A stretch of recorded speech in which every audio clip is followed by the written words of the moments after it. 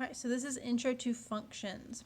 So you just learned about functions in 4.1, and now we're going to learn about what is function notation.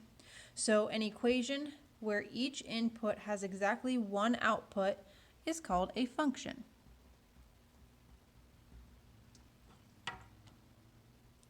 So a function looks exactly like an equation, except function notation looks like this, and it is said f of x. And we have f of x in place of y. So this means that y is the same as f of x. They're the same. Y equals f of x. They're interchangeable. The difference is we use y for an equation, and we use f of x for a function. But they're the same. We can use some other letters besides f. Some very common ones are g of x and h of x. With our function notation, the variable we have in the parentheses, so right here where I have this x in the parentheses, it must match the variable on the other side of the function.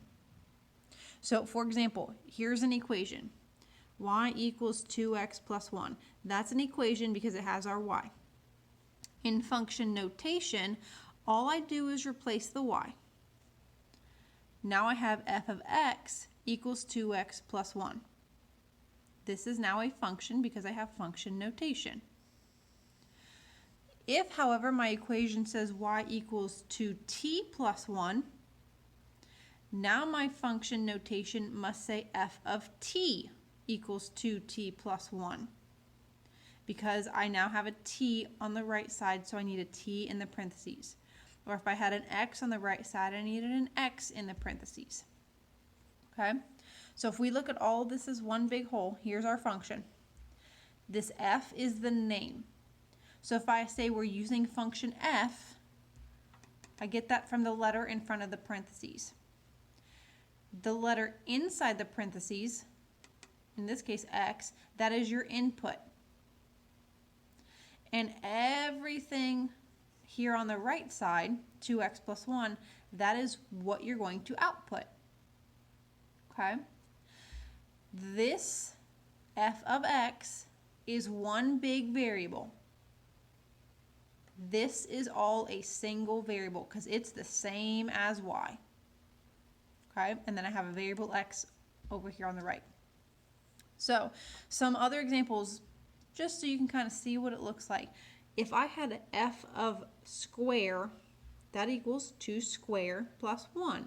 So that inside the parentheses and the right side matches.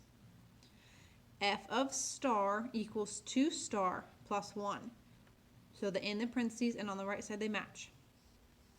F of heart equals 2 heart plus 1. So that in the parentheses and on the right side they match. Okay? So the number that we plug in for the input variable, which remember we said is the one that's inside our parentheses, the number that we plug in goes into every place we see that variable, including inside the function notation right here. So this will help us find our y values. Remember that f of x equals y. So if I know that x equals 3, we can find the y value, or we can, what we use is f of 3. Because I know x is 3, so I'm going to plug in 3 for my x.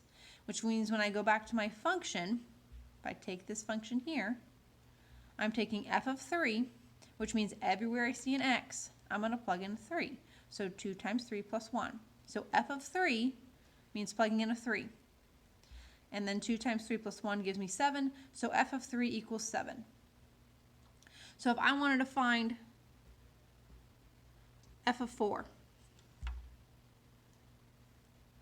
now this tells me my x value is 4. So I'm going to do 2 times 4 plus 1.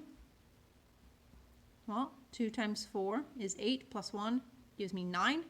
So f of 4 equals 9.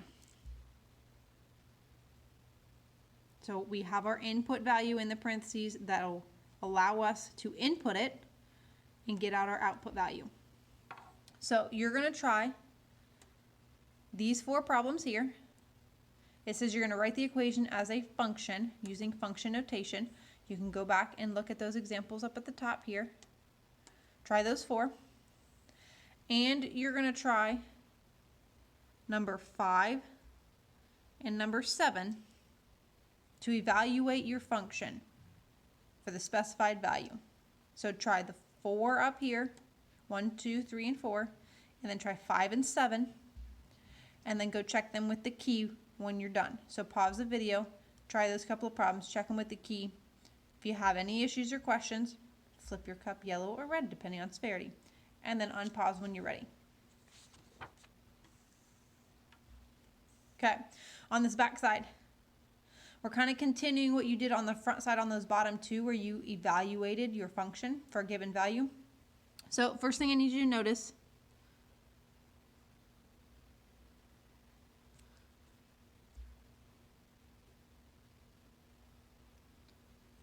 there are 3 different functions here. There is f, g, and h. Okay, so you're going to use whichever function it tells you in the problem. Okay, so for example, if I look at number 13, it has f of 3, which means, well, what function should you use for this one? You should use function f. And for this one, g of 2, you should use function g. So I'm going to give you a practice example of one of these. So off on the side here, you're going to write this down, and we're going to do this in the video.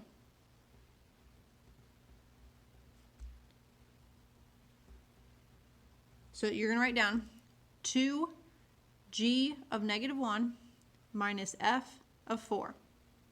Okay, so here's an example that we're going to go through together. So the first thing I want you to remember is this g of -1 is a variable. Because remember, you're solving for your y value. So this is kind of like you have 2 right next to a y, which means I have multiplication right here. This g of -1, you're going to find just like you did on the front side. So I'm going to do that first. I'm going to use my g function, and I'm finding g of -1. So just like you did on the front side, using your function, everywhere you see an x, you're going to plug in a -1.